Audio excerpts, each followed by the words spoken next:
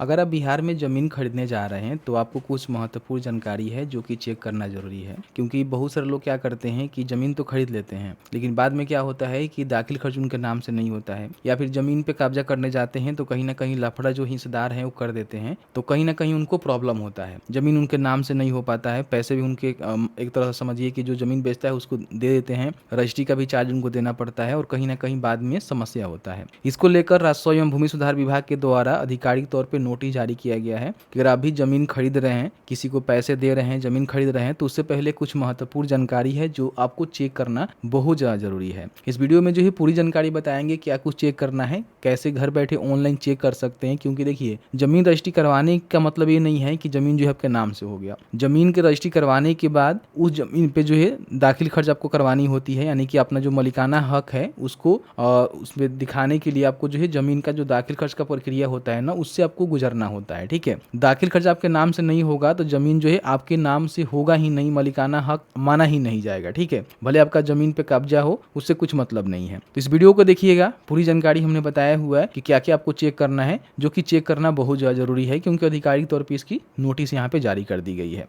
चलिए वीडियो को शुरू करते हैं। बताया है कि क्या आप ज़मीन खरीदने जा रहे हैं, आपकी मेहनत की कमाई लगने से पहले रुकिए और जांचें। यानी कि देखिए जब भी आप ज़मीन खरीदने जा रहे हैं ना, तो उससे पहले मान लीजिए ज़मीन में अच्छा खासा इन्वेस्टमेंट आपका होता है, पार्टी को पैसा दे देते हैं, रजिस्ट्री तो जाएंगे तो कुछ भी हो जाता है। ठीक है, रजिस्ट्री कार्यालय में ज़्यादा जांच पड़ताल नहीं होता है, वहाँ पे रजिस्ट्री कर दी जाती है, लेकिन बाद में दिक्कत कब होता है, जब दाखिल खर्च करवाते हैं और ज़मीन पर कब्जा करने जाते हैं। मान लीजिए आप ज़मीन ऐसा खरीद रहे हैं जिसमें विवाद हो, हिस्सेदारी के जो भी लोग हैं वो सही से अपना चौहदी वगैरह ना दे पाएँ, ठीक है, क्लियर नहीं होता है, तो उस समय क्या होता है कि ज़मीन रजिस्ट्री करवा लेते हैं बिना बताए और बाद में जाते हैं उस पर कब्जा करने के लिए, तो फिर यहाँ पे लफड़ा क्रिएट होता है। तो ये लफड़ा से बचना है तो कहीं ना कहीं आपको कुछ महत्वपूर्ण चीज़ें हैं जो कि आप ऑनलाइन चेक कर सकते हैं। इस वीडियो में पूरी हमने गाइड किया हुआ है। क्या ज़मीन विक्रेता की जमाबंदी ऑनलाइन है, सबसे पहले आपको चेक करना है। देखिए दाखिल खर्च का फॉर्म भरेंगे तो अभी आप देखेंगे अगर ज़मीन जिससे भी आपने खरीदा हुआ है, जो ज़मीन आपको बेचा हुआ है, उसका जमाबंदी जो है ऑनलाइन अपडेट नहीं है, तो फिर आपका ज़मीन का दाखिल खर्च के लिए आवेदन नहीं हो पाता है। आप एक बार चेक कर लीजिएगा, पूरी उसमें जानकारी डिटेल्स नहीं रहेगा तो आप दाखिल खर्च के लिए आवेदन नहीं कर पाएंगे, क्योंकि मैनुअली आपको ऐड नहीं करना है, उसमें बिहार भूमि का जो ऑफिशियल पोर्टल है ना, वहाँ से जानकारी को आपको ऐड करना पड़ेगा। अगर अपलोड नहीं होगा तो फिर कोई फायदा नहीं है। ठीक है,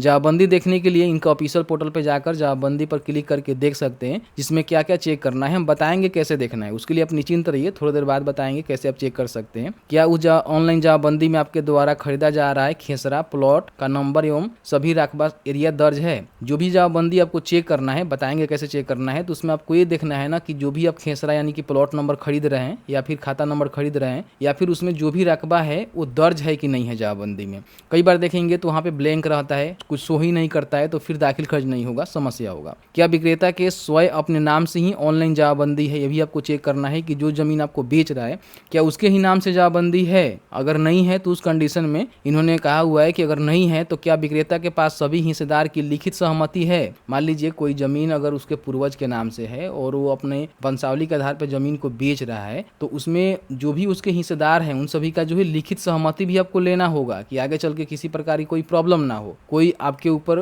मान लीजिए ऐसा ना कहे कि आप पहले हमसे सहमति नहीं लिए हैं। ठीक है, तो ये जानकारी आप दाखिल खर्च फॉर्म भी भरेंगे ना, तो उस समय भी आपको देना पड़ रहा है कि क्या आपने सहमति लिया हुआ है लिखित, तो आप बताना है कि हाँ हमने लिया हुआ है। नहीं करेंगे तो फिर आपका दाखिल खर्च नहीं होगा। तो ये आपको लिखित सहमति भी लेना अनिवार्य है। इन्होंने मतलब देखिए अनिवार्य तो हम नहीं कह सकते हैं, आप कुछ भी जमीन लिखवा सकते हैं, कुछ भी कर सकते हैं, लेकिन तकलीफ आपको होगा। अगर लफड़ा होता है तो तकलीफ आपको ही होने वाला है।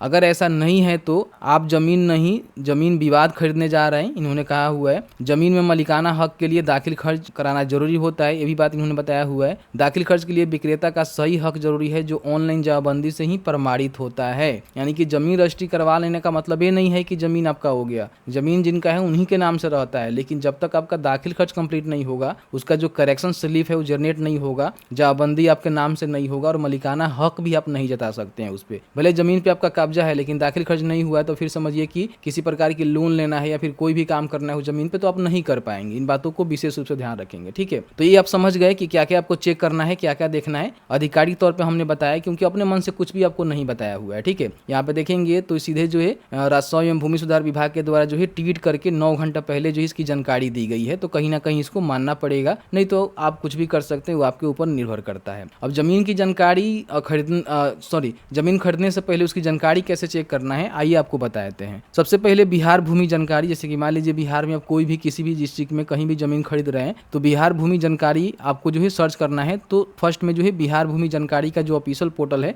आपके सामने खुल के आ जाएगा। यहाँ पे देखेंगे तो आपके सामने जो है जमाबंदी पंजी देखे का जो है बटन आपको देखने को मिलेगा, जिसपे आपको क्लिक करना है। ठीक है, क्लिक करने के बाद सबसे पहले श्योर कर लेना है कि आप जो भी जमीन खरीद रहे हैं वो जमीन जो है कौन से जिले में है। ठीक है, उसके बाद उसका अंचल कहाँ है। प्रोसीड करेंगे तो यहाँ पे उसका हल्का बताएंगे जहाँ भी आपका जमीन है जो आप खरीद रहे हैं। ठीक है, तो इस तरह से बताएंगे। फिर यहाँ पे उसका मौजा का जो है सिलेक्शन करेंगे और उसके बाद मान लीजिए जिससे भी आप जमीन खरीद रहे हैं तो आपको जो है जमीन का रसीद या फिर कोई ना कोई पेपर दिया होगा, तो उसमें आपका रैयत का नाम से भी खोज सकते हैं, प्लॉट नंबर से खोज सकते हैं, खाता नंबर से खोज सकते हैं। सबसे बेहतर रहता है कि जमाबंदी नंबर कर्मचारी से मांगिए या फिर जो जमीन बेच रहा है ना उससे मांगिए। ठीक है, अगर उसके पास खाता खेसरा नंबर है तो उससे पहले जमाबंदी नंबर उसका निकलवा लीजिए। ठीक है, तो जमाबंदी नंबर से भी आप खोज सकते हैं, इजिली यहाँ पे जानकारी मिल जाता है। नहीं तो समस्त जो रजिस्टर्ड 2 है ना उसके माध्यम से भी खोज सकते हैं या फिर कंप्यूटराइज जमाबंदी नंबर से भी खोज सकते हैं। तो आप जमीन जो लिखवा रहे हैं उसमें से कोई ना कोई आपके पास जानकारी जरूर ही होगा, क्योंकि वो रसीद दिए होंगे, जमीन का पेपर दिए होंगे। तो जिससे भी आप खोजना चाहते हैं उस पर टिक करेंगे। ठीक है, टिक करने के बाद उसकी जानकारी को यहाँ पे इंटर करेंगे। कैप्चा को यहाँ पे प्लस करने के लिए बोल रहा है तो प्लस, माइनस करने के लिए बोल रहा है तो माइनस करके यहाँ पे सर्च के बटन पे क्लिक करेंगे। तो जैसे ही सर्च के बटन पर क्लिक करेंगे तो यहाँ पे सबसे पहले रैयत का नाम आपको देखने को मिलेगा, उसका खाता संख्या, भाग वर्तमान, पीठ संख्या, जमाबंदी संख्या और कंप्यूटराइज जो है जमाबंदी नंबर भी आपको देखने को मिलेगा। ठीक है, तो देख लीजिएगा जो भी आप जमीन लिखवा रहे हैं जिस भी रैयत का नाम से जमीन है उसकी जानकारी को वेरीफाई करने के बाद उसके सामने जो है देखे का बटन होगा। ठीक है, अब इस पे आप क्लिक करेंगे तो आपके सामने जो है जमाबंदी इनका यहाँ पे खुल के इस तरह से आ जाता है। ठीक है, अब थोड़ा सा मैंने इसको ब्लर कर रखा हुआ है लेकिन फिर भी आपको दिखाई दे रहा होगा, क्योंकि देखिए सिक्योरिटी पर्पज से हमने ब्लर कर रखा हुआ है, क्योंकि किसी की जानकारी जो है किसी के साथ साझा करना सही नहीं है। तो यहाँ पे देखिए सबसे पहले जो है यहाँ पे भाग वर्तमान संख्या आपको देखने को मिलेगा, जमाबंदी संख्या, कंप्यूटराइज जमाबंदी संख्या आपको देखने को मिलेगा। इसमें प्रमुख रूप से क्या चेक करना है कि जो भी जमाबंदी है ना वो किनके नाम से है। अगर ये जमीन बेच रही है तो आपको जो है सहमति लेने की कोई भी आवश्यकता नहीं है, ये जमीन आपको बेच देंगे, इसमें किसी भी प्रकार की सहमति की आवश्यकता नहीं। इसमें भी चेक करना है कि इनके जो भी रिलेटिव है उनका नेम यहाँ पे है कि नहीं है, इसको भी चेक कर लेना, नहीं होगा तो दिक्कत हो जाएगा। अगर मान लीजिए जमीन जो है जो बेच रहा है उसके पूर्वज के नाम से है तो इसमें जितने भी हिस्सेदार हैं उनके उन सभी से जो है लिखित सहमति आपको लेना होगा। फिर यहाँ पे अपना खाता नंबर चेक करना है, यहाँ पे खाता नंबर मेंशन होनी चाहिए जिसमें से आप जमीन लिखवा रहे हैं, उसका जो प्लॉट नंबर है वो भी यहाँ पे मेंशन होनी चाहिए जहाँ से आप जमीन लिखवा रहे हैं जिस प्लॉट में से। फिर यहाँ पे रकबा भी आपका शो करनी चाहिए। यहाँ पे देखिए 8 डिसमिल यहाँ पे दिखा रहा है ना, अगर यहाँ पे 0 डिसमिल दिखा रहा है